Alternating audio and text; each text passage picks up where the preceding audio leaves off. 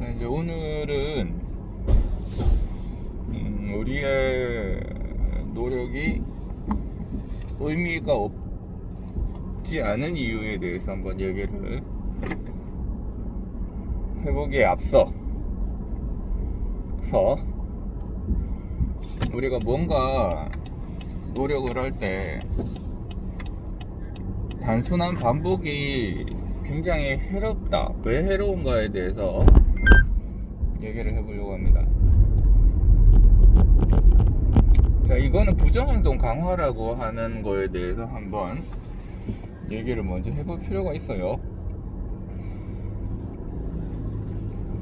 저는 부정행동 강화라는 말을 소아치료를 할 때 많이 씁니다. 근데 이제 치과에 오면 올수록 애들의 행동이 개선이 돼야 되는데 오히려 행동이 더 나빠지는 경우가 많습니다. 치과 치료를 많이 받으면 애가 익숙해지고 좋아져야 되는데 그렇지 않고 점점 더 행동이 나빠지는 거죠. 과학적이지 못한 접근은 항상 이런 결과를 초래합니다. 자, 일단 진료를 할 때 애들이 어떻게 손상받는가에 대해서 한번 얘기를 해볼게요. 진료를 제대로 못 받는 아이들은 대체로 다음과 같은 공통점을 가지고 있습니다. 자기의 감정을 연기합니다.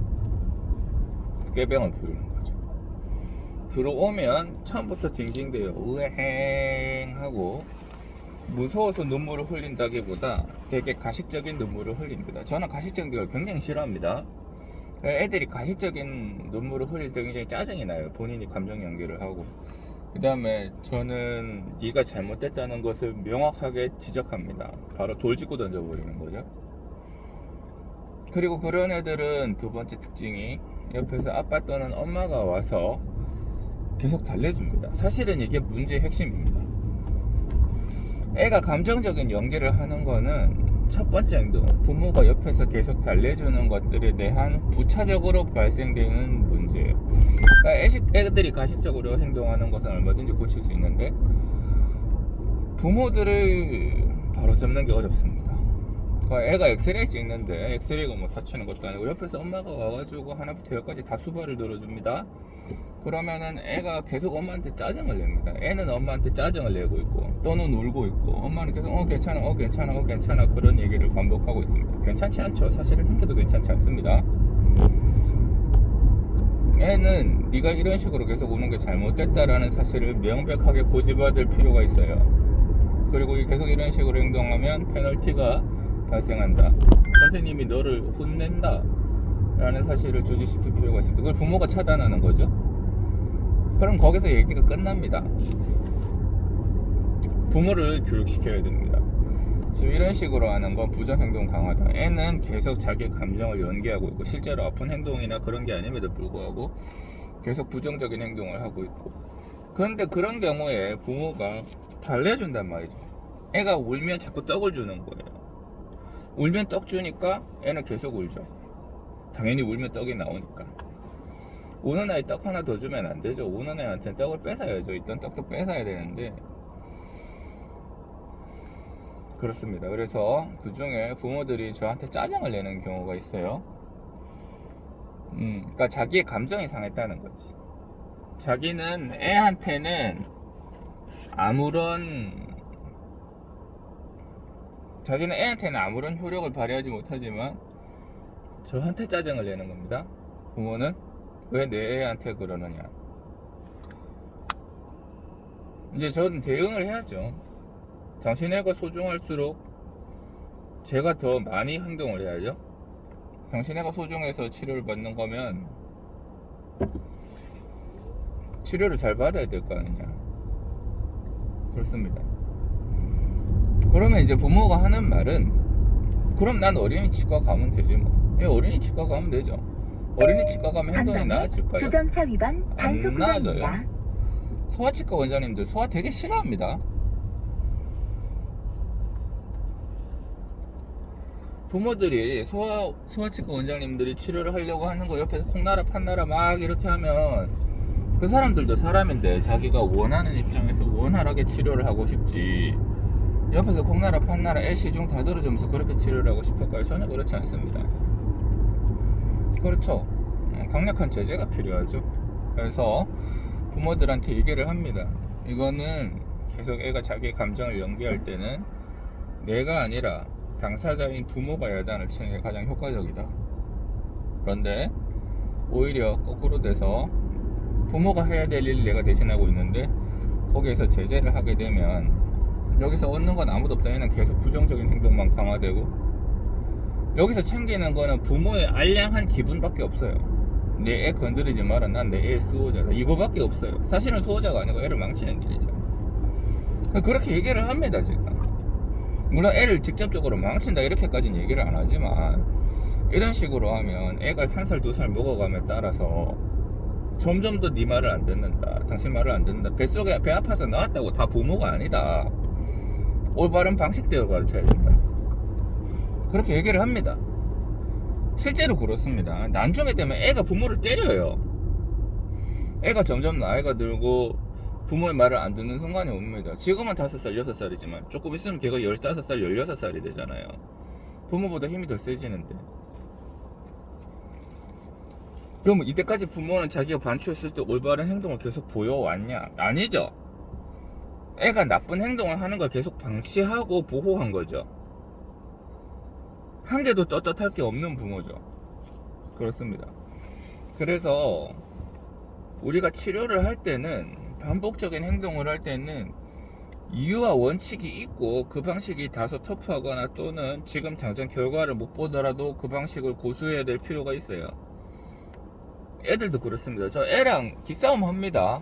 애랑 기싸움 하지 말라고 하는 말은 도대체 무슨 말인지 잘 모르겠어요. 애가 잘못된 방향에서 지 고집을 피우면 그걸 꺾어야죠.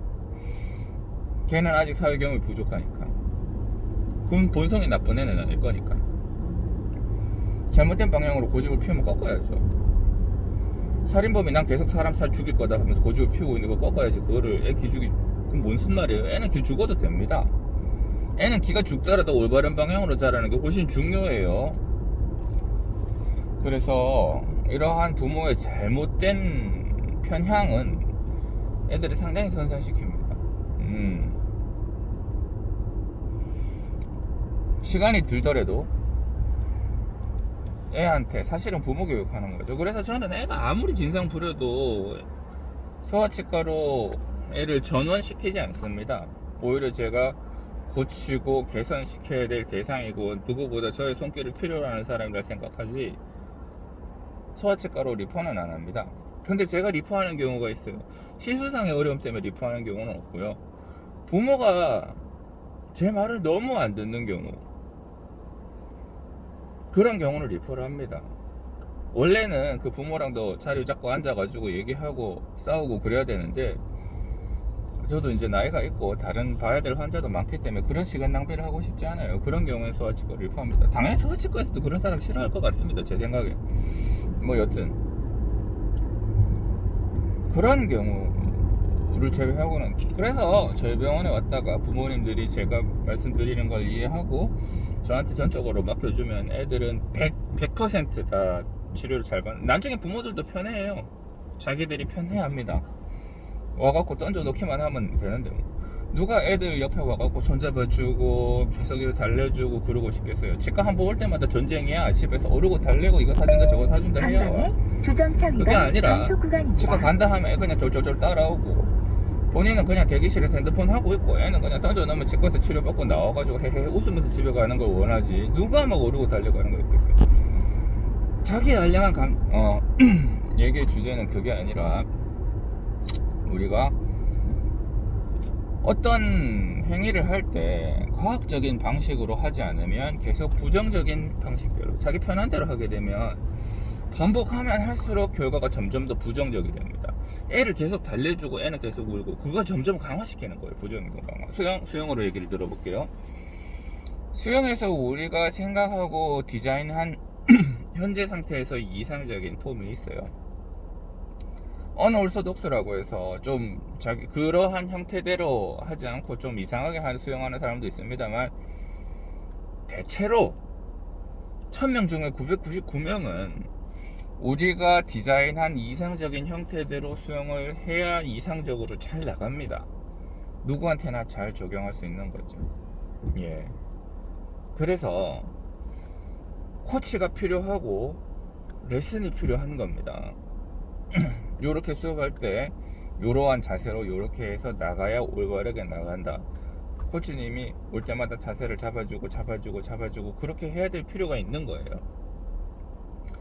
그런데 그런 거 싫고 자기 하는 대로만 수영을 하시는 분들이 있어요. 자유형 자세가 점점 이상해집니다. 점점 이상해져요. 수영 자세가 점점 이상해지네. 야야야, 이게 아닌데.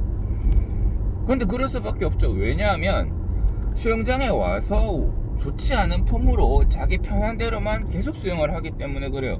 수영을 할 때 공부를 하고 이상적인 자세를 만들려고 노력을 하고 그런 자세가 맞는지 아닌지를 스스로 생각하면서 체크를 하다 보면 빨리 느는데, 그게 아니라, 근데 그렇게 하면 수영이 당장은 잘 안 나가거든요. 힘들거든요. 자기가 하던 대로 안 하니까. 자기가 하던 대로 하지. 자기가 하던 대로 이상한 자세로 하니까 당장은 잘 나가니까 계속 그렇게 합니다. 그렇게 해서 매일 나와요. 1년 365일 나와요. 뭐 근력은 늘 수 있겠죠. 자기 이상한 자세가 고정됐으니까 계속. 근데 근력도 안 늘어요. 그런 사람들 살도 안 빠져. 그냥 나와가지고 계속 수영만 하는 거예요. 1시간 동안 계속 수영만 하는 거예요. 지치는가? 그 사람들이 지치나? 1시간 동안 수영 지치나? 안 지쳐. 그 사람들은 안 지쳤습니다. 운동은 됐나? 뭐 조금 됐을지도 모르죠. 근데 그렇게 많이 안 됐어요. 따지고 보면 그렇게 많이 안 됐어. 운동도 맨날 하던 거를 그냥 그대로 하는 정도지 거기서 추가적인 발전은 절대 기대할 수가 없습니다. 그래요. 그래서 원래 저 사람 안 저랬는데 자기 혼자 계속 자유수영 나오고 나더니 자세가 이상해졌다? 그런 사람들 많습니다. 주변에 넘쳐요. 골프는 저 요새 골프를 치거든요. 골프 자세 1시간 동안 공 300타 400타 이래 치는 사람들이, 400타는 좀 구라고 거짓말이고 300타 이렇게 치거든요. 그런데 자세가 정말로 안 좋고 공은 지 멋대로 나갑니다. 생각 안 하고 그냥 손 가는 대로 치는 거예요. 계속 잘못된 자세로 계속 반복해서 치는 거죠. 자세가 좋아지냐? 아니요, 안 좋아져요. 공이 잘 나가냐? 아니요, 안 나갑니다. 그날 컨디션에 따라서 이렇게 비틀면 이렇게 나가고 저렇게 비틀면 저렇게 나갑니다. 안 늘어요. 저 레슨 받으러 가면 화냅니다. 나 잘 쳐. 돈 낭비하지 마라. 그런 얘기 합니다. 돈 아깝게 계속 레슨은 시킨다고. 그런 얘기 합니다. 아닌데.